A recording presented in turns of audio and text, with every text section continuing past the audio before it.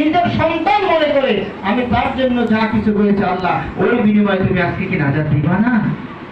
আল্লাহ কি দিবেন না? ইনশাআল্লাহ কোনো আমলে কি বিফলে যাবে না। এজন্য আমরা এই বিষয়গুলোর প্রতি খেয়াল রাখবো অবশ্যই।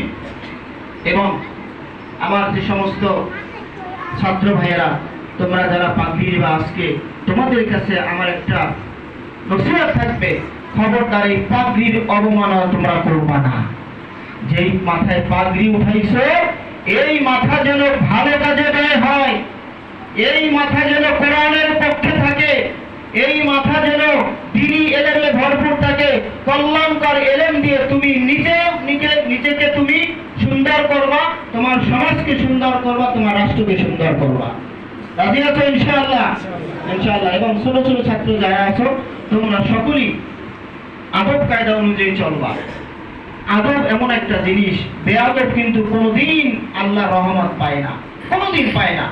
তোমরা অনেক সময় বুঝো না, ওস্তাদদেরকে সম্মান এত বেশি করতে হবে। আগের যুগের খলিফা মামুনুর রশিদের দুইজন ছেলে ছিল, একজন ছিল আল মামুন, খলিফা হারুনুর রশিদের দুইজন ছেলে, একজন ছিল আল আমিন আর একজন ছিল আল মামুন। এই দুইজনে কেসাইয়ের কাছে পড়তো, কেসাইয়ের কাছে পড়তো। একবার চিন্তা করছে যে ওস্তাদের জুতা আছে ওখানে, কে আগে গিয়ে জুতা আনবে? আল আমিন এবং মামুন এই দুইজনে দৌড়তেছে, দৌড় দিয়া তারপরে তারা জুতা ওস্তাদের কাছে নিয়ে আসছে। এই ঘটনা আসছে। অতএব ওস্তাদ তোমাকে যা শিক্ষা দিয়েছে তোমার পিতা মাতা কিন্তু সেটা শিখাচ্ছে না। তোমার ওস্তাদ তোমার কল্যাণ চায়, অন্য মানুষ কিন্তু তোমার কল্যাণ চায় না, যার কারণে তোমাকে মাঝে মাঝে ব্যত্যাঘাত করে তুমি নষ্ট হও, তোমার ওস্তাদ চায় না। তুমি পড়া থেকে অমনোযোগী হও, তোমার ওস্তাদ চায় না। অনেক সময় দেখা যায় অনেক ছাত্র থাকলে অনেক সময় মেজাজ ঠিক রাখা যায় না, বিশৃঙ্খলা করে, তখন দু একটা পানিশমেন্ট দিলে আপনার অভিভাবক অনেক সময় মনোক্ষুণ্ণ হন।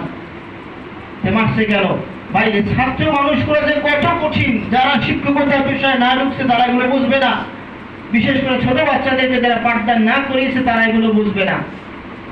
তাই তোমাদের কাছে আমার নসিহত থাকবে, তোমরা অবশ্যই ওস্তাদকে সম্মান করবে। তোমার ওস্তাদ না, যে কোনো ওস্তাদ, যে কোনো ওলামায়ে কেরাম, তাকে সম্মান করবা।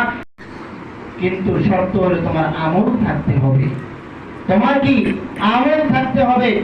আমল যদি থাকে আর কোরআন যদি থাকে, এই দুইটা জিনিস যদি থাকে, তাহলে তুমি তোমার পরিবারের জাহান্নামী হয়েছে এমন 10 জনকে সুপারিশ করে তুমি জান্নাতে নিতে পারবা, নয় কিন্তু পারবা না। আল্লাহ রাব্বুল আলামিন যা কিছু বলেছি আল্লাহ ভালোগুলো কবুল করে নিন। আর যদি কোনো জিল্লা হয়ে থাকে আল্লাহ রাব্বুল আলামিন সেগুলো তার গফুর রহমান নামে উসিলায় মাফ করে দিন। আল্লাহ রাব্বুল আলামিন আমাদের সকলকে কোরআনের সাথে, এই মাদ্রাসার সাথে, নবীর ঘরের সাথে সম্পর্ক রেখে আমরা দুনিয়া এবং আখিরাতে যেন কল্যাণ লাভ করতে পারি। আল্লাহ রাব্বুল আলামিন আমাদের সকলকে তৌফিক দান করুন। আমিন। আসসালামু আলাইকুম ওয়া রাহমাতুল্লাহি ওয়া বারাকাতুহু। মাশাআল্লাহ, অসংখ্য অগণিত ধন্যবাদ। অনেক গুরুত্বপূর্ণ নসিহত করেছেন অল্প সময়ের ভিতরে। আল্লাহ তাআলা যেন আমাদের সকলকে নসিহতগুলি আমল করে আমাদের জীবনের ফাতহ হিসেবে আমরা গ্রহণ করতে পারি, সকল বলি আমিন। তো আমাদের মূল পর্বের মধ্যে আমরা ইনশাআল্লাহ আগাতে যাচ্ছি।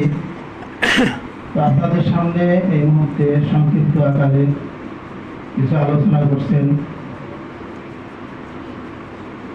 জনাব হাজী আফতাবউদ্দিন মাস্টার সাহেব, সহকারী প্রধান শিক্ষক, সাদারপুর স্কুল অ্যান্ড কলেজ। স্যারকে সংক্ষিপ্ত আকারে কথা বলার জন্য অনুরোধ জানাচ্ছি। বিসমিল্লাহির রহমানির রহিম। সম্মানিত উপস্থিতি, আসসালামু আলাইকুম। আজকের এই মহতী পাগড়িদান অনুষ্ঠানে যারা দূর দূরান্ত থেকে উপস্থিত হয়েছেন তাদেরকে আমি প্রথমে আন্তরিকভাবে ধন্যবাদ জানাচ্ছি তাদেরকে, যারা অতি কষ্ট করে, অত্যন্ত পরিশ্রম করে দিনরাত খেটে আল্লাহর কোরআন মুখস্থ করেছে, হাফেজ হয়েছে। তাদেরকে আমি আমার পক্ষ থেকে, মাদ্রাসার পক্ষ থেকে ধন্যবাদ, অভিনন্দন ও শুভেচ্ছা জানাচ্ছি। আমি তাদেরকে ধন্যবাদ জানাচ্ছি যারা অত্যন্ত কষ্ট করে শিক্ষকরা যারা শিক্ষা দিয়েছে তাদেরকে। আমি শিক্ষার্থীদের উদ্দেশ্যে কিছু বলছি বা যারা অভিভাবক আছেন তাদের উদ্দেশ্যে কিছু বলছি। একটা শিক্ষা প্রতিষ্ঠানের মানসম্মত